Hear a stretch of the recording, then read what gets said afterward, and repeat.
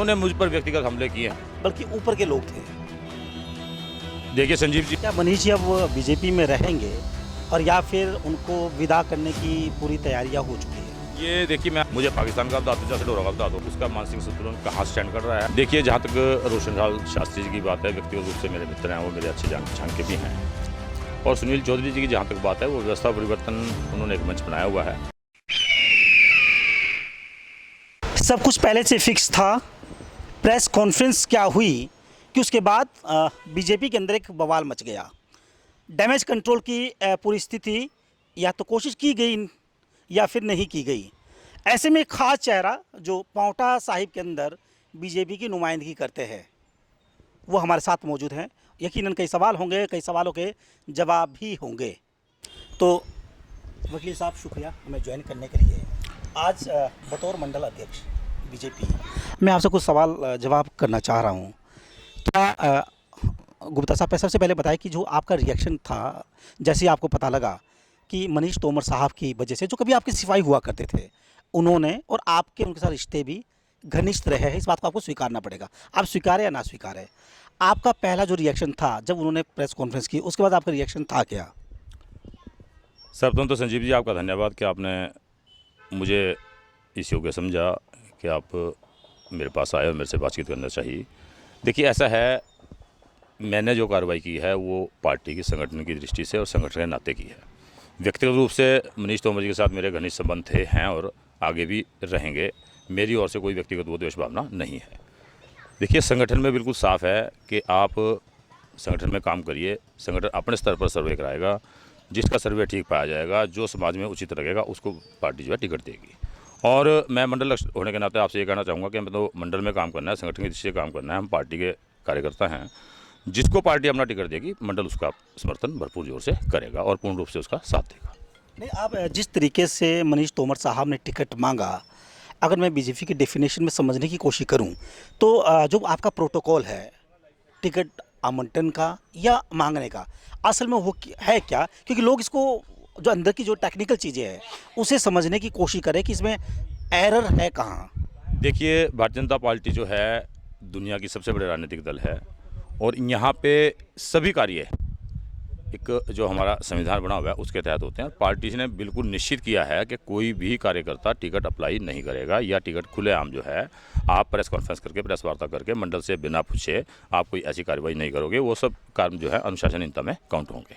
पहली बात, पार्टी अपने स्तर पर पहले पूर्व में ऐसा हुआ करता था कि जब चुनाव नज़दीक आएंगे तो पार्टी खुले डिक्लेरेशन देती थी कि जो लोग टिकट के इच्छुक हैं वो अपना आवेदन जो है मंडल को करें, और मंडल उन सब आवेदन को जो है छटनी करने के उपरांत इकट्ठा करके जो है प्रदेश को भेज देता था। उसमें से जो भी उचित होता था, जो प्रदेश को उचित लगता था, उसको टिकट दिया जाता। लेकिन अब जो वर्तमान में प्रक्रिया है, वर्तमान में टिकट अप्लाई करने का कोई बीजेपी में कहीं कोई कारण नहीं है।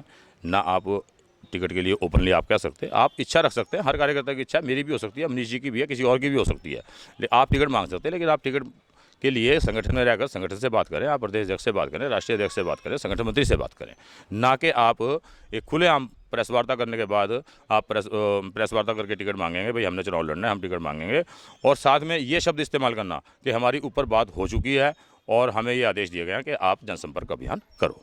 ये तो निश्चित रूप से जो है ये अनुशासनहीनता थी और उसके विरुद्ध जो है पार्टी की संगठन की दृष्टि से जो है प्रदेश अध्यक्ष से बात करने के उपरांत जो है उनको जो है प्रपत्र भेजा गया था। उसमें कोई व्यक्तिगत द्वेष भावना नहीं थी। गुप्ता जी, उन्होंने एक शब्द का इस्तेमाल किया है। उन्होंने कहा कि जो ऊपर शब्द का मैंने इस्तेमाल किया था, उन्होंने पहाड़ का जो कन्वर्सेशन होता है आपसी, उसके साथ उन्होंने जोड़ा। उन्होंने कहा कि मेरा ऐसा इंटेंशन नहीं था। अगर मैं आपके लहजे में देखूं तो आप ये क्या कह रहे हैं? इसको एक जो उन्होंने कनेक्ट किया है कि भैया मैं ऊपर कहने का मतलब मेरा बीजेपी हाईकमान नहीं था, बल्कि ऊपर के लोग थे।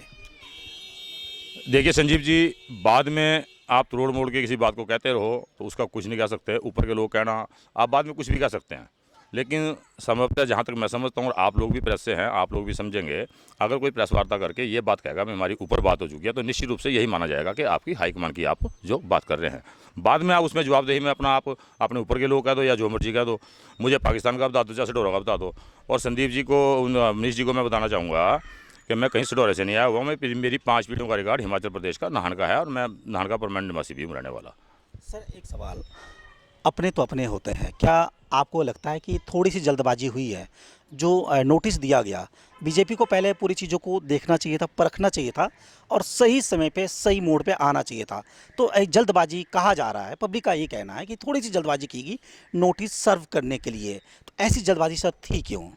इसमें कोई जल्दबाजी नहीं है, कोई जल्दबाजी में कोई काम नहीं किया गया है। संगठन में पूरी तरह से जिलाध्यक्ष से माननीय प्रदेश अध्यक्ष से बात करने के उपरांत सब ने वो प्रेस वार्ता देखी हुई है, उसकी रिकॉर्डिंग आज भी मौजूद है। जो शब्दावली इसमें इस्तेमाल की हुई है उसके बाद जो है नोटिस सर्व किया गया, उसमें कोई वो नहीं है। और ये संभवतः 100% हर आदमी चाहे देखेगा, जो भी उसको सुनेगा तो निश्चित रूप से ये कहेगा कि ये अनुशासनहीनता पार्टी की दृष्टि से है, बनती है। सर आपको नहीं लगता कि ये जो लड़ाई है, जो पहले मनीष बनाम, आगे कोई शब्द नहीं था शायद, अब ये लड़ाई जो है मनीष बनाम मतलब अरविंद गुप्ता होती जा रही है।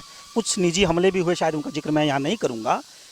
क्या अब आप पार्टी जो लाइन है आपकी, उससे आप बाहर आ रहे, आके आप कोई जवाब दे रहे हैं, या आप कह रहे हैं कि नहीं यार छोड़ो, जो हुआ सो हुआ? देखिए, मैंने जो प्रक्रिया अपनाई थी वो संगठन की दृष्टि से अपनाई थी और अरविंद गुप्ता ने व्यक्तिगत रूप से कोई नोटिस नहीं दिया था। जो भी नोटिस गया था वो संगठन की ओर से मंडल अध्यक्ष होने के नाते गया था और उसमें जो प्रक्रिया थी वो पूरी तरह से पार्टी के जो नियम है, कायदे कानून है, उसके तहत अपनाई गई थी और हमने उसी का जवाब मांगा था। मेरी व्यक्तिगत द्वेष भावना उनके साथ कोई नहीं है। उन्होंने मुझ पर व्यक्तिगत हमले किए हैं, वो उनकी अपनी सोच है, उनकी अपनी मानसिकता है। अब वो किस वजह से किए, उन्होंने कैसे किए, वो तो मनीष जी बता सकते हैं आपको बेहतर, लेकिन मेरी कोई ऐसी द्वेष भावना उनके साथ नहीं है। और मैंने जो काम किया वो पार्टी के संगठन की दृष्टि से किया और आगे भी जो निर्णय लिए जाएंगे संगठन से, पार्टी से पूछकर इसमें निर्णय लिया जाएगा।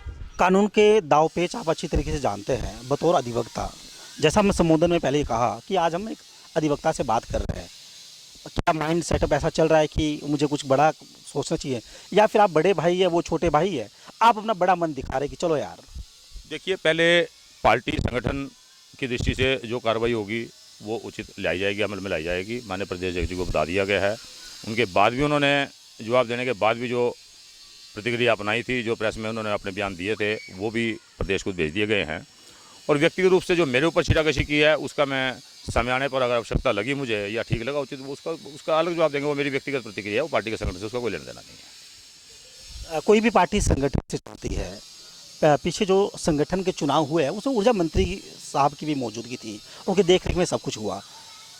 आपके चुनाव को लेकर उन्होंने कई सवाल खड़े किए हैं, तो आपको लगता है कि ये सवाल अरविंद गुप्ता के ऊपर नहीं है, पूरे सिस्टम के ऊपर ये सवाल है? देखिए, मैं पहले कह चुका हूँ कि एक तो प्रेस वार्ता करके टिकट मांगना अनुशासनहीनता है और लोगों को ये कहकर गुमराह करना कि हमारी ऊपर बात हो चुकी है और हमें स्पष्ट निर्देश हैं कि आप जो है जनता के बीच जाएं और जनसंपर्क अभियान अपने स्तर पर करें। दूसरी बात, जैसा आपने मंडल के चुनाव की दृष्टि से कहा, मंडल के चुनाव जो है एक भारतीय जनता पार्टी में संगठन में पूरी प्रक्रिया के तहत होते हैं। एक पर्यवेक्षक नियुक्त होता है, आदरणीय नरेश शर्मा जी एपीएमसी के चेयरमैन है शिमला से, वो यहाँ पर पर्यवेक्षक नियुक्त किए गए थे। जिन्होंने आवेदन किया था सबके आवेदन लिए गए थे। उसके बाद सर्वसम्मति से बाद में जो है मुझे डिक्लेयर किया गया था।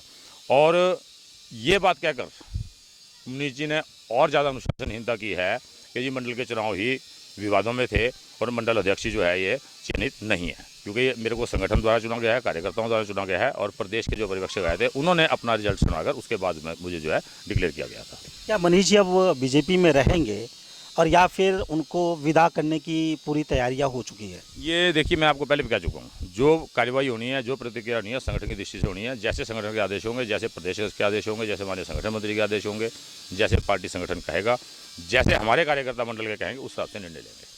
सर अभी लोग भ्रम में हैं, लोग तय नहीं कर पा रहे हैं, वो चाहे सपोर्टर हो, डायरेक्ट वे में सपोर्टर होते हैं, इनडायरेक्ट वे में सपोर्टर है। बीजेपी के जो फॉलोअर्स हैं, जो बीजेपी को अपना मानते हैं, उनके लिए मैं अरविंद गुप्ता साहब की बात कर रहा हूँ। आप क्या मैसेज कन्वे करेंगे? मैं तो सभी कार्यकर्ताओं से निवेदन करूंगा कि चुनाव नज़दीक हैं। पिछले 4.5-5 वर्ष में जो भारतीय जनता पार्टी की माननीय जयराम ठाकुर जी के नेतृत्व में हिमाचल प्रदेश में सरकार चली है, निश्चित रूप से ऐसी सरकार आज़ादी के बाद पहली बार जो है हिमाचल में बनी है। जितने विकासात्मक कार्य, जितने लोगों के व्यक्तिगत कार्य इस कार्यकाल में हुए हैं, शायद पिछले 50 वर्ष में भी नहीं हुए हैं। और मेरा सभी कार्यकर्ताओं से निवेदन रहेगा कि मंडल के साथ एकजुट होकर जो भी हमारा प्रत्याशी होगा उसके हक में हम पूर्ण रूप से प्रचार करेंगे और पुनः एक बार जो है पौड़ा से विधानसभा में अपने प्रत्याशी को जिताकर भेजेंगे। रोशनलाल शास्त्री की भी एंट्री हो चुकी है, उन्होंने भी एक मंच से सबको ललकारा है, पूरी नीतियों को ललकारा है।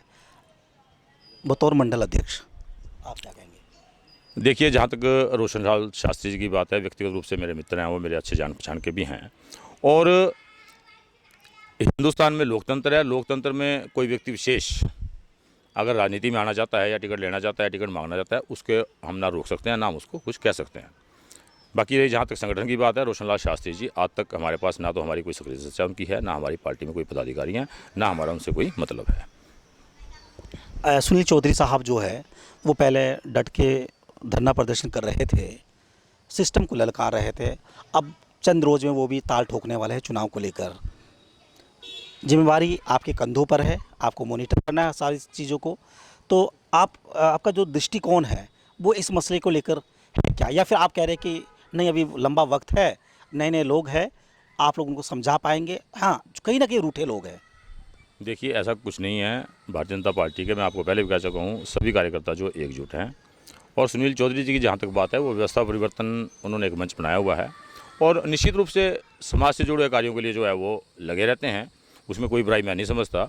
और जहाँ तक टिकट की या ताल ठोकने की बात है, जब समय आएगा जैसा होगा तो उस हिसाब से निर्णय लिया जाएगा उस पर। माइंड में क्या चल रहा है अब आपके? कुछ बड़ा होने वाला है क्या? मेरे माइंड में कुछ नहीं है, मैं तो बिल्कुल फ्री माइंड काम करता हूँ पार्टी, और मेरे माइंड में कुछ आने से कुछ होना भी नहीं है, क्योंकि ये एक राष्ट्र स्तर का संगठन है, विश्व की सबसे बड़ी राजनीतिक दल है। जो इसमें संगठन का निर्णय होगा, माननीय प्रदेश अध्यक्ष जी जैसा कहेंगे, जैसे माननीय संगठन मंत्री जी कहेंगे, जैसे ऊपर से आदेश होंगे, उस हिसाब से निर्णय इसमें किए जाएंगे। मेरा व्यक्तिगत निर्णय कोई नहीं होता है। सर, एक शब्द का उन्होंने मनीष जी ने उपयोग किया, संजय राउत वर्ड का उन्होंने यूज़ किया। पहली बार हिमाचल के लोगों ने राजनीति के लिहाज से इसको सुना है। हाँ, बात शिवसेना की बात करें तो चलो वहाँ मैं सुनो। आपको पहले भी कह चुका हूँ, जी जी जी। व्यक्तिगत रूप से आदमी क्या सोचता है, क्या बोलता है, उसका मानसिक संतुलन कहाँ स्टैंड कर रहा है, वो क्या सोच रहा है, क्या उथल-पुथल उसके मन में हो रही है, उस हिसाब से शब्दावली का प्रयोग हो जाता है। तो इसमें इस बारे में मैं कोई टिप्पणी नहीं करूँगा। वो उनके अपनी व्यक्तिगत राय है, मेरी अपनी व्यक्तिगत राय है। और मैं आपको पहले कह चुका, मेरी व्यक्तिगत द्वेष भावना उनके साथ कोई नहीं थी, ना है, ना होनी है। हमने जो कार्य किया वो संगठन की दृष्टि से किया है। एक नोटिस देने की तैयारी में आप लग रहा है, हम जितना पढ़ पा रहे हैं, जल्द मनीष जी के खाते में एक नोटिस आएगा और वो नोटिस शायद उनको हिला दे और कई ची बातों का शायद जिक्र होगा। क्या मैं अपनी जगह सही हूँ? देखिए अभी तक मैं आपको पहले कह चुका हूँ कि मेरा अपने विवेक से कोई निर्णय नहीं होगा। जो भी निर्णय होगा संगठन का, पार्टी का हो गया, माननीय मंत्री जी के पूछ के, माननीय जिलाध्यक्ष जी से, माननीय प्रदेश जी से पूछने के बाद जो कार्य होगा उसके हिसाब से जो भी निर्णय पार्टी करेगी, संगठन करेगी। मैं तो मंडल अध्यक्ष के नाते जो है, मुझे तो खाली प्रेषित करना है निर्णय को। जैसा भी ऊपर से आदेश होंगे वैसा उसमें निर्णय लिया जाएगा। अरविंद गुप्ता अब और मजबूती से काम करेंगे क्या, पहले से ज़्यादा मजबूती? मैं सवाल खड़े नहीं कर रहा हूँ, क्या और मजबूती से काम करेंगे? देखिए मैं व्यक्तिगत अपनी बड़ाई करूं तो ये कोई अच्छी बात नहीं है। ये मेरे मंडल के कार्यकर्ता, मेरे मंडल के पांवटा के लोग जो हैं वो बता सकते हैं कि अरविंद गुप्ता मंडल अध्यक्ष जब से बना है, क्या हमने गलत किया, क्या हमने ठीक किया, पार्टी की दृष्टि से हम काम कर रहे हैं, नहीं कर रहे हैं, कार्यकर्ताओं को साथ लेकर चलते हैं, नहीं चलते हैं। इसमें मैं व्यक्तिगत रूप से अपने आप नहीं कुछ भी बोलूँगा। चलिए, शुक्रिया हमें ज्वाइन करने के लिए। अरविंद गुप्ता साहब थे मंडल अध्यक्ष बीजेपी। कई चीज़ों का जवाब उन्होंने खुलकर दिया, लेकिन आगे कुछ बड़ा होने वाला है, इसके संकेत, इसके इंडिकेशन, इशारे अभी से मिल चुके हैं। आप रेसो की मंजीत सिंह के साथ संजीव शर्मा, पांवटा साहिब, स्टिंगबाज।